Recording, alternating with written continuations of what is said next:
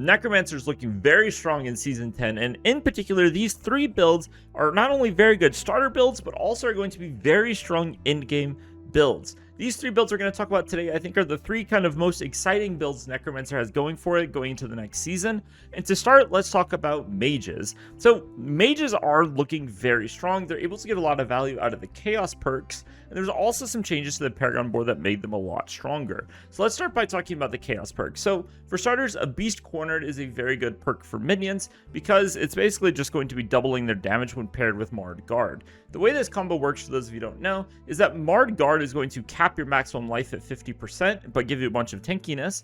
And then Beast Cornered is going to give you increased damage and increased tankiness based on missing life. Combine these 2 things together, and you get a lot of damage and a lot of survivability, which minions are able to take full advantage of. Also, with the new Hand of Naws that was introduced, I think last season, minions are able to do, particularly mages, are able to clear a lot better because you have so many more mages and their attacks sort of chain off of enemies now, allowing them to have better AoE as well. You combine these things together and mages are going to be very powerful this season, both as a farming build and as a pit pushing build. We're looking at mages actually being like a 110 plus pit clear, which puts it as like a top 3 or 4 necro build. And for farming, the mages are just incredible, honestly. And I think in particular, what I think is really strong about mages for farming is how good they are at Infernal Hordes. See, Infernal Hordes is going to be one of the main things that we farm next season because of the power level of Chaos Uniques. Chaos Uniques are absolutely ludicrously strong. They drop from Infernal Hordes,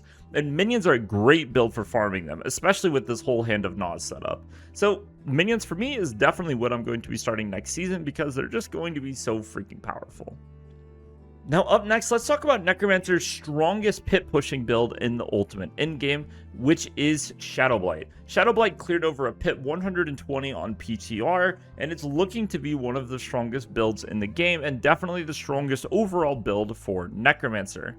Now, this build does come online very early, but it also scales into an endgame powerhouse. So the way that this is working is that we're running Alter the Balance, which turns our core skills into ultimate skills and our ultimate skills into core skills. This means that we're able to spam out soul rifts and basically fill this, like, spam soul rifts over and over again, so we get effectively multiple stacking soul rifts on ourselves is how it works.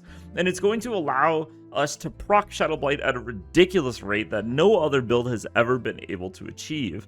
This means that we're able to do insane amounts of damage because of the fact that we are running the Blighted aspect, which is going to increase the damage of Shadow Blight every time we proc it. This new setup allows us to proc Shadow Blight a crazy amount of times, which allows us to stack Blighted aspect more. So you're like increased procs of Shadow Blight, you're basically double dipping in damage because you're getting more Shadow Blight procs for damage, but you're also stacking Blighted aspect more.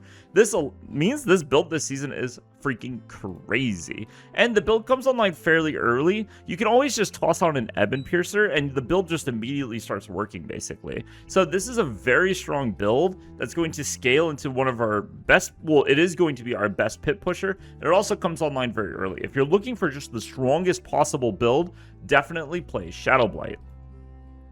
Now, up next is a build that is definitely A tier, and it has the potential to be an S tier build depending on how certain things play out, which is Shadow Splinters. So, Bone Splinters, for those of you who don't know, is a build where we basically are going to be casting Bone Spirits, right? Which is going to proc the Shattered Spirits aspect, which is going to spawn in a bunch of Bone Splinters that are going to shoot all over the place and do crazy amounts of damage.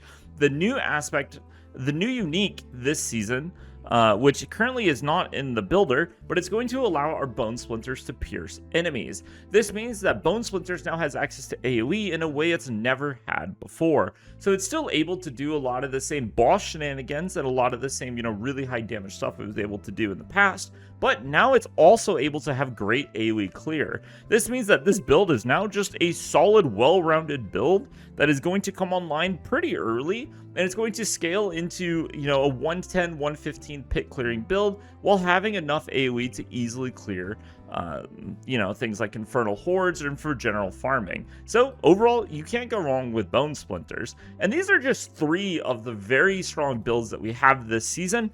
Definitely check out the tier list, guys, if you want to find our other builds. It's all up to date. All these builds are going to be, constantly updated throughout the season, so definitely check them out. But anyway, that's going to do it for today's video. See you in the next one. Peace out, boys.